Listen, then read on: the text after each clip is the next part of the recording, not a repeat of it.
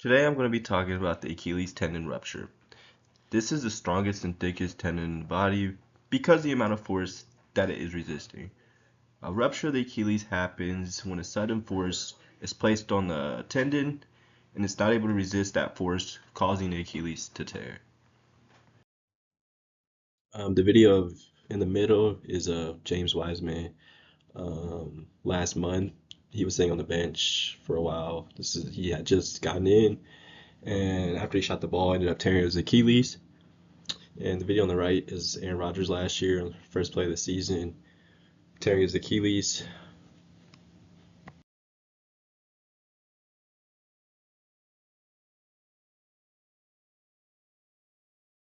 Muscles that insert on the Achilles tendon are the gastroc, soleus, and plantaris. All of these muscles plantar flex the foot.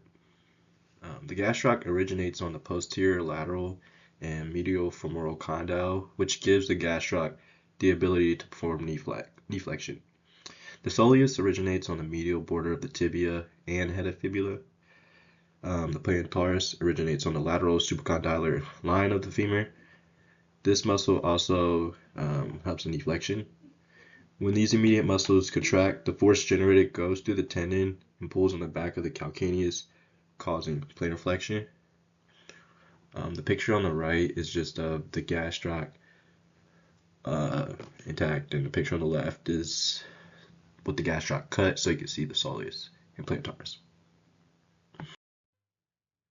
Some predisposing conditions that can make you more susceptible to this injury is Achilles tendinosis and tendonitis.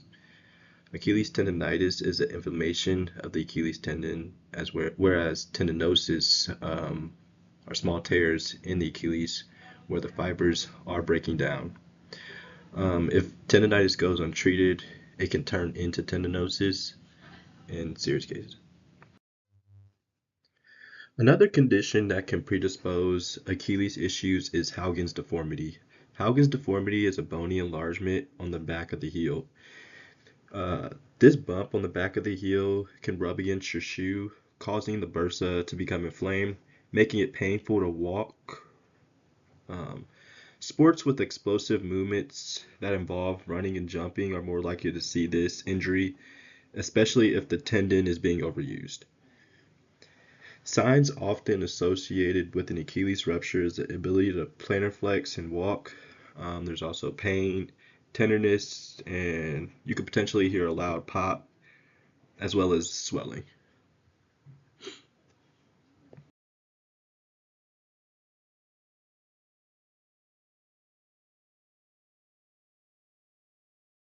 To palpate the injured area, I would start with palpating the gastroc, both the medial and lateral head of the gastroc.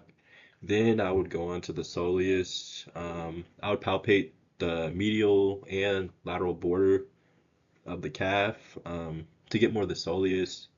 I would have the knee flexed and plantar flexed to feel more of that because it's going to be harder since it is deeper. For the Achilles tendon, you're palpating for tenderness, looking for swelling and thickening of that tendon.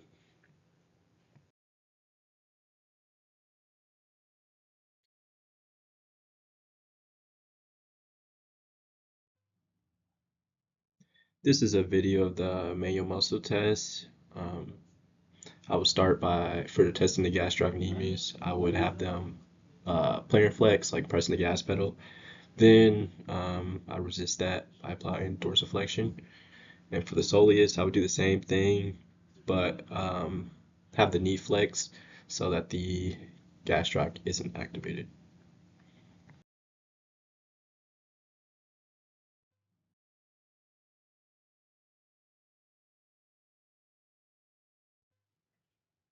Special test that can be done to test the Achilles tendon is the Thompson test. This test is done by just squeezing the calf and looking for plantar flexion of the foot. When the Achilles is ruptured, no movement of the foot occurs when the calf is squeezed. The second picture is the Achilles tendon reflex test. Because the gastroc, soleus, and plantaris are all innervated by the tibial nerve, this test is done by tapping the back of the Achilles with a reflex hammer. And if the nerve endings are good, then the foot plantar flexes.